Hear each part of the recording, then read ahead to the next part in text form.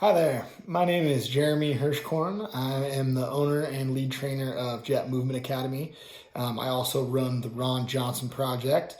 And I just wanted to make a series of videos to kind of explain what the Ron Johnson Project is, how I got started, and where it's hopefully going. So, to kind of start off, I wanted to tell Ron's story a little bit. Ron is a local guy. He came from Vashon Island. And I met him as an umpire in softball. So he was a longtime umpire in our softball league. Um, and we always kind of knew him as the fun umpire, the nice guy that wanted to chat with everybody and interact with the players. And, he knew how to razz you a little bit and kind of give you that back and forth. But he always made it, he always made it fun, and he did his job, and that's always the best thing, that an umpire can give you, is they do the job fair, but they make it enjoyable because we're all out there to have fun anyways. So that's how I came in contact with Ron. I played for 10 years or more before I ever really saw Ron outside of the field. But when I got a dog, I started taking her to the dog park in Squalicum Creek, and Ron was there pretty much every time I went, with his dog Corky.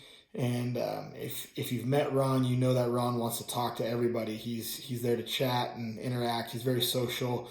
He's just a nice guy, and he can talk to you about anything. He was on the debate team in college, and so he'll debate you. He'll give you some points on different things, but basically just a guy that you want to be around and talk with. And so after a month or so of seeing Ron every day at the dog park, I kind of developed a friendship with him.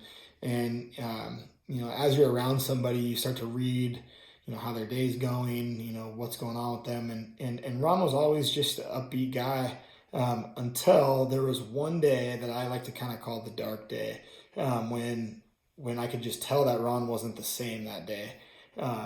He was clearly down about something, and so I asked him if he was doing okay, and he gave me the standard, yeah, I'm fine, and that kind of response. But when a guy like Ron tells you I'm fine, there's something more going on. So without prying too much, I was like, you seem kind of down. Like, what's going on? And he told me that the softball season that had just finished, was going to be his last. It was his last year.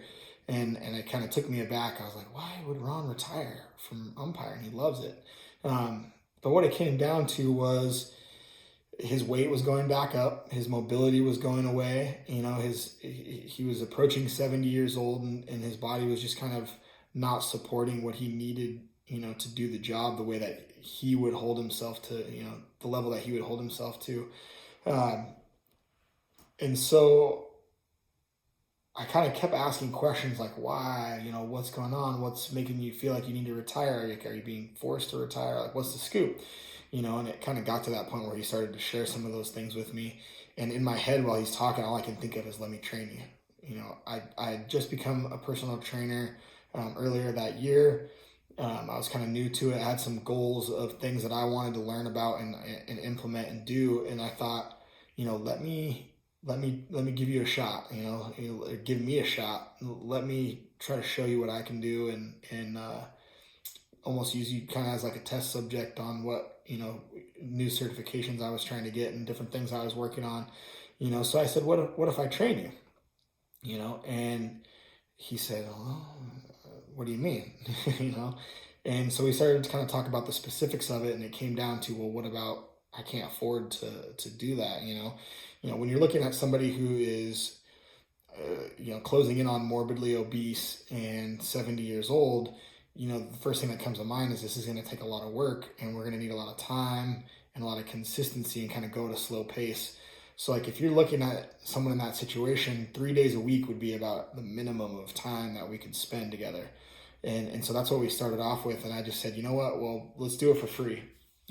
I just feel like I need to do this. I was drawn to this idea. I was kind of pulled in that direction. It was kind of above my own decision making. It was just like, you have to do this, and that's just how I felt from day one when he told me he needed that help, in his own words, without actually saying that. I just knew that I was pulled towards that and I needed to do it and I had no choice. So I said, I'll do it for free. Like, I don't want you to pay me. And, so we set out and got started. And I think it was February. I think we started kind of early in the year, the new year. But yeah, I committed to, let's do a full year of training. And I'll do it for free and let's just see what happens and kind of go from there.